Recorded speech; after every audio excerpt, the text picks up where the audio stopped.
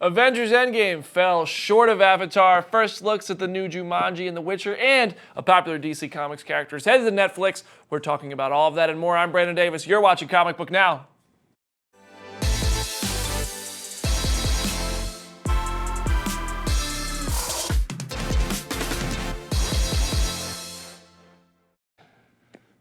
Well, hello everybody. Happy Monday, right? That's the phrase. Happy Monday. You got to get through it somehow. And we're here to help you. It is a happy Monday. This is Chris Killian. Hi, I'm Chris. Hi, I'm Brandon. Please call me BD. Chris, why is today such a happy Monday? I don't know, man. It just feels good. We're matching, you know. I'm halfway through the Harry Potter franchise. Are you? Yeah. Only halfway through. You said Goblet of Fire might be your favorite? No. Okay, because Prisoner of Azkaban is mine. Prisoner of Azkaban, the time travel aspect, great, loved it. I loved the first one. Part 2 for mine, for me, is, and you're not there yet, Half-Blood Prince. That's the next one. Excellent. Yeah. I love Half-Blood I'm watching this movie and I'm like, oh, Gary Oldman is in Harry Potter. Oh, David Tennant is in Yeah, these it movies. is. It's the Every BBC. British actor who's ever lived. Yeah, they essentially cast everybody who should be, who has been on BBC. Yeah. Is in the Harry Potter franchise. It's a good. Why did nobody tell me to watch these movies earlier? I can't believe it. I don't know. Anyway, speaking of big movies, Avengers Endgame. It's going to fall short of Avatar's all-time box office haul. With this weekend's re-release of Endgame, Marvel Studios was hoping to rake in an additional 30-something million-ish to make the 22nd MCU movie the biggest movie of all time. Instead, it only hauled in about $8 million worldwide, with an introduction from Anthony Russo, a PS2 quality deleted scene of the Hulk, and a preview of Spider-Man Far From Home, which hits theaters at midnight tonight. Not very convincing to spend. It's not even the $15, it's the 3 hours. So I'm not surprised that it came up short. I think everyone was very excited when we announced the re-release via Kevin Feige. It was exclusive. And then underwhelmed when Marvel revealed the details of this bonus footage. I think they would have been better off not revealing what was going to be in this. Yeah, 100%, man. Because I was excited. When I heard that there was going to be a re-release, I was totally excited. And then they announced what the footage was, and it just kind of took the air out of my balloon. I was like, oh, well, I don't know if I want to spend $15 for that. I actually watched your balloon go. Yeah, like, it was just like that. No, but it's true. I mean, when we first heard of this, I was very excited. I was like, oh, one more time. I want to watch it in theaters one more time anyway. This is a great reason. And then we heard the details, and I was just kind of like, well, it's really nice outside right now.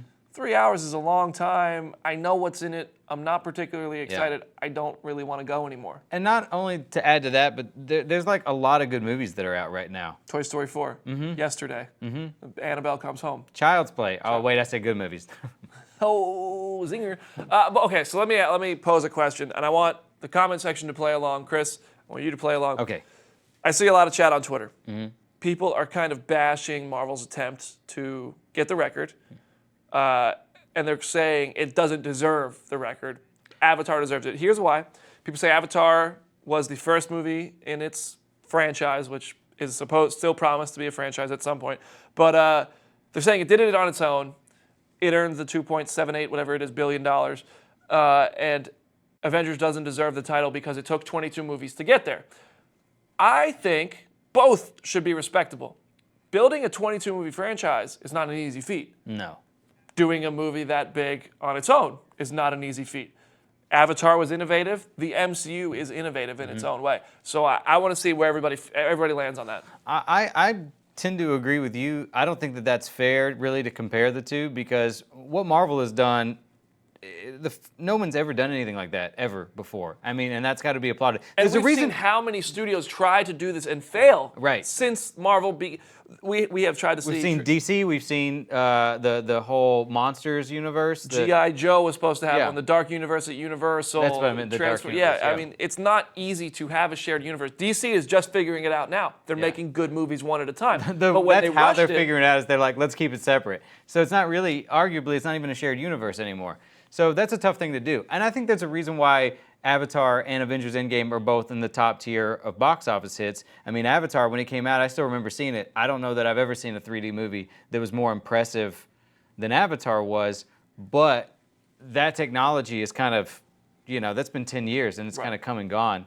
And so, I don't know. I've also seen people knocking Avengers Endgame as far as like the re-release, like that's cheating somehow. But Avatar was re-released in theaters more too. than once. Yeah, it was in theaters for 34 weeks. That's a moot point. That's 34 weeks. Right. That's more than half of a year. Mm-hmm. Avengers is at about what, 2.5 months now.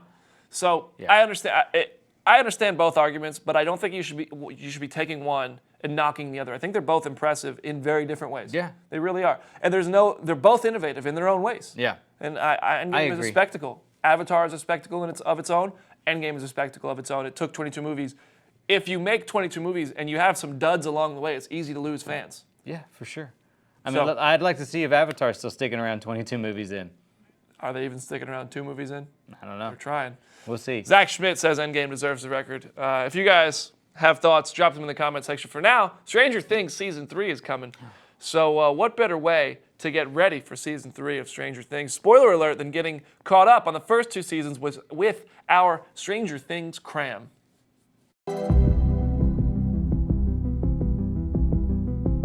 Mike, Lucas, Dustin, and Will are playing some D&D in 1983 when Will rides his bike home. He disappears into a scary place called the Upside Down. The next day, a little girl appears rocking a Sinead O'Connor haircut. Her name's 11. Some weird people are after her, but she gets away, and while the other boys are out looking for Will, they find her. They nickname her Elle, feed her egos, and figure out she's got telekinetic powers and a problem with nosebleeds. Nancy goes with her friend Barb to her boyfriend Steve's house. Will's brother Jonathan spies them doing the dirty, and poor Barb gets left alone by the pool and disappears like Will. AKA, Barb's dead, guys. Meanwhile, Will's mom learns how to talk to Will using Christmas lights. Sheriff Hopper starts investigating, gets suspicious of the shady lab people, and uncovers their secret experiments. Will's body pops up in a quarry, but Hopper breaks into the morgue and realizes Will's body is a fake. Elle has flashbacks of getting tested on, and the boys sneak her into a more powerful radio at their school to locate Will. Steve finds out Jonathan's been peeping on him and Nancy, and he breaks his camera. That's fair. The boys try to find a portal to the Upside Down, get in a fight, and lose Elle. However, Hopper finds a portal. So does Nancy and Jonathan. Jeez, it's like a paranormal Starbucks. Steve goes to check on Nancy and finds Jonathan there. Ruh-roh, they duke it out. Jonathan punches a cop and gets arrested. A couple of turd bullies make Mike jump off a cliff, but Elle pops back up and levitates Mike to safety. This is cool.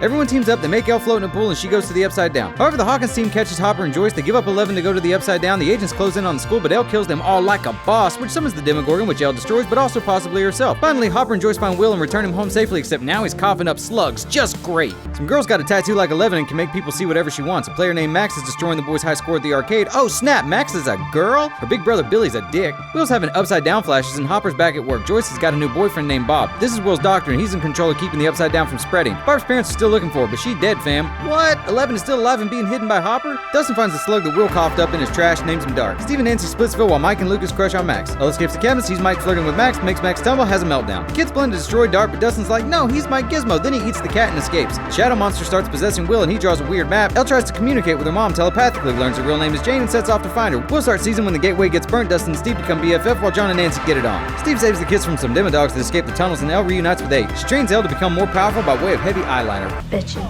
Force choke! But she returns to her friends, and not a moment too soon. Everyone's trapped by the Demodogs. Bob sacrifices himself so the others can escape. They destroy the tunnel, and Elle uses all her powers. Double nosebleed.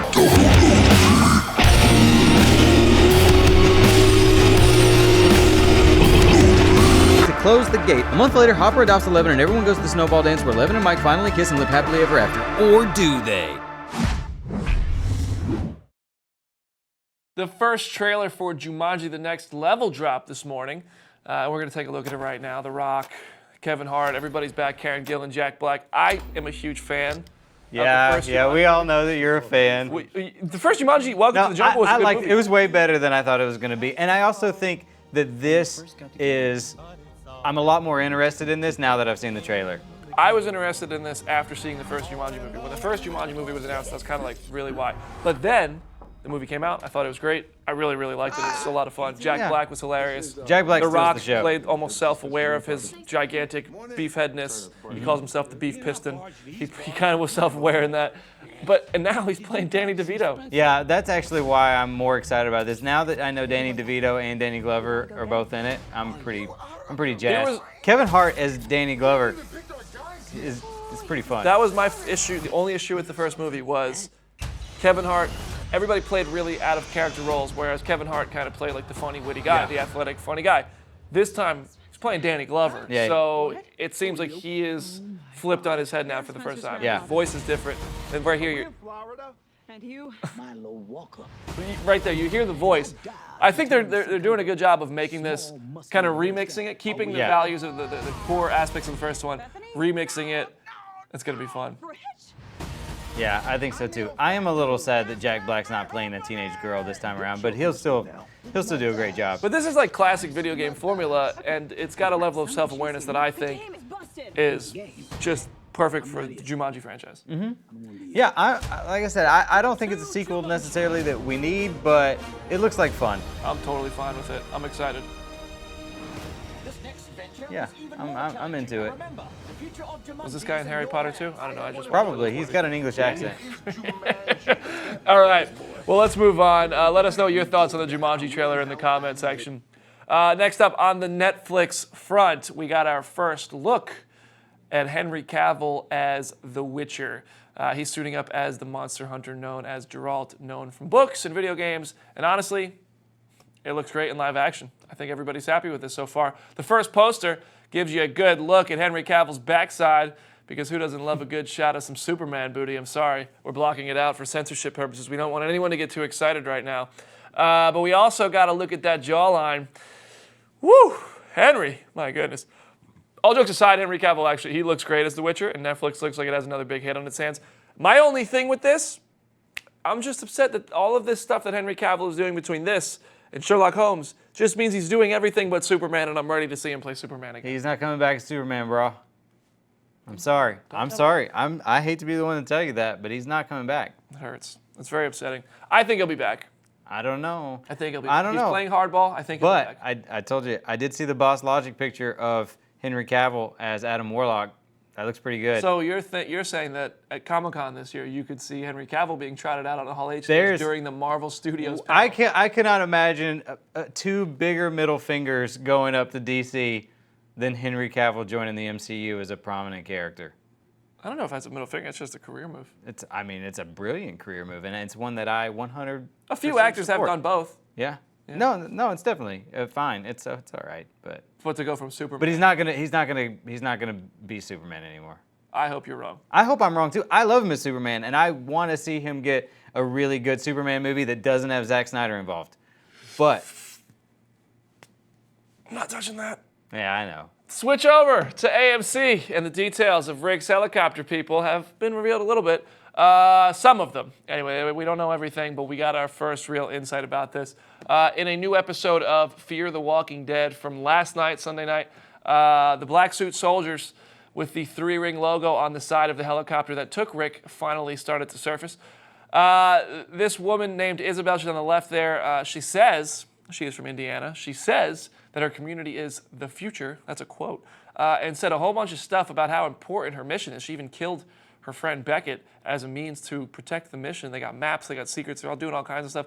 So Althea kind of stopped asking questions, and that's kind of the first time Althea has ever stopped asking questions, which kind of annoyed me because it was like, we can't reveal too much. If she asks too many questions, we'll have to. But the helicopter ultimately ended up flying away, flown by Isabel. It sounded like it was flying maybe towards a cure, I don't know, and towards Rick Grimes, considering Fear is still 6 months behind that episode 905 moment where he flies away in this helicopter or a helicopter with the same mark. If you're watching Fear the Walking Dead, let me know your theory in the comment section. And finally, Netflix said, all right, Marvel, you want to launch your own streaming service? Cancel all your shows. That's what we'll do. We'll not promote Jessica Jones. How about that? And we will launch a DC show of our own. Speaking of middle fingers, huh? Oof. Internationally, Netflix already houses Titans, but now they will be launching a Sandman series based on the Neil Gaiman comics, the Sandman book. and this is one of the most expansive shows and was a massive deal between Netflix and Warner Brothers to make happen. So that's cool.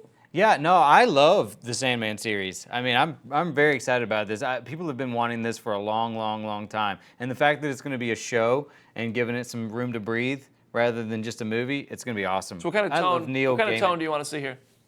I feel like Neil Gaiman's stuff works best. Like, did you ever see, well, American Gods is a great example, or did you see Coraline? No. Coraline has one of the best tones. It's just, I don't know how to explain it, because I don't want the show obviously to be stop motion animation, but just that kind of creepy gothic. I don't know.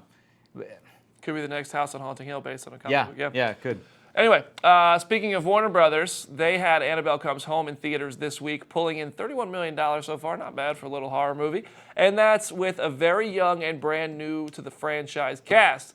I caught up with them. McKenna Grace, Madison Eisman, who you saw earlier in the Jumanji trailer, and Katie Saroff to talk all about the latest Conjuring flick. Check this out.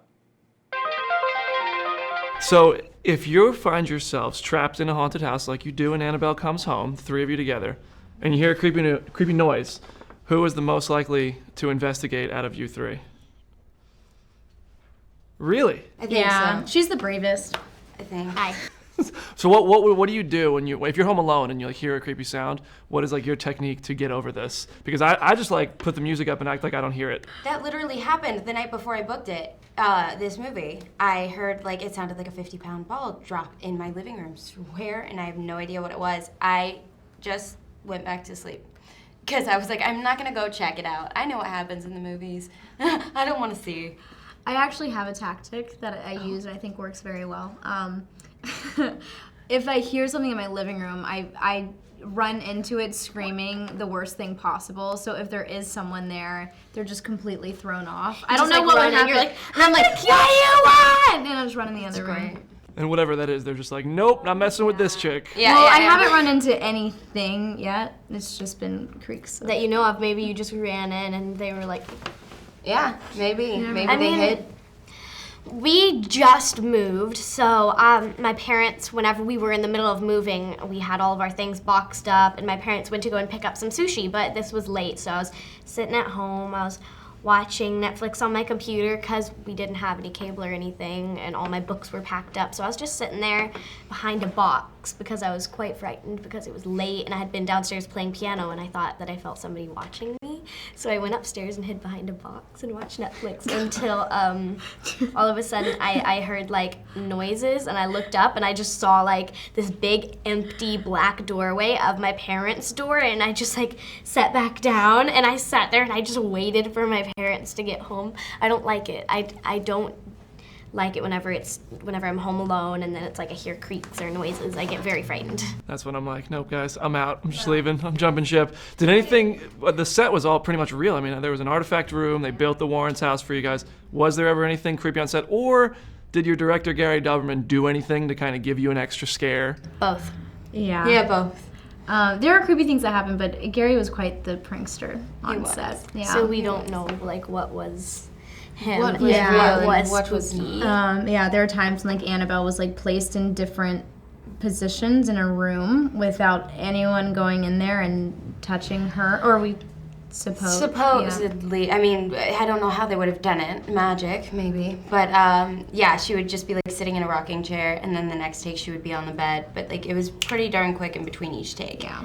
Oh no, Yeah. no. No.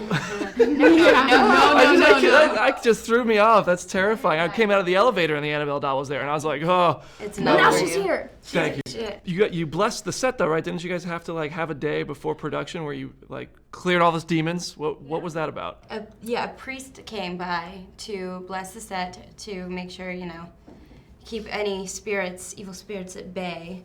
Yeah, right?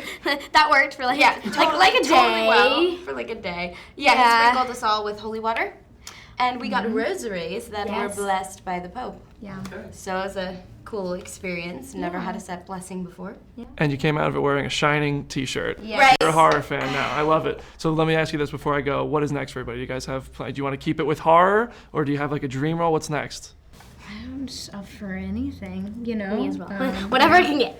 A challenge. Everything. I love challenges. I love playing different characters. So.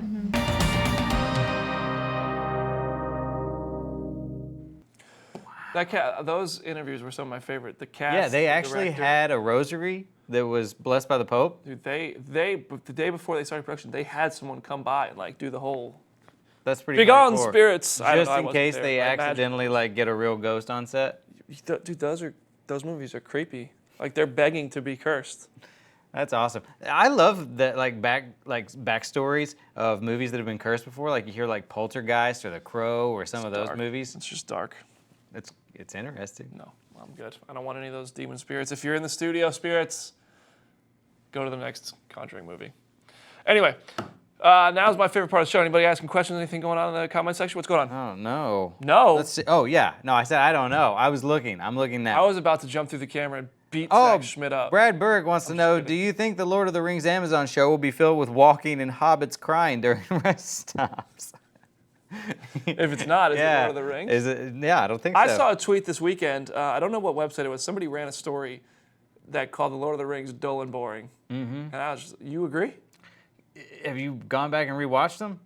Those are good movies. They're good movies. I'm not saying they're not good movies, but could a half hour be cut out of each one of them? Probably. Could a half hour be cut out of each of the Harry Potter movies I'm watching for the first time this week? No. Are you kidding me? Absolutely not. Oh my gosh. The first two Harry Potter movies are almost 3 hours long. The first two Harry Potter movies, the first two that were like, well, they were designed for kids, but the rest of them are amazing. Oh my. The first two aren't my favorite. Chris. Didn't you just say the first one's your favorite? I really enjoyed You the want a first one. half hour cut out of it? 20 minutes. No. They're so good. They're so good. I'm going to go to Universal in a couple weeks and get some butterbeer.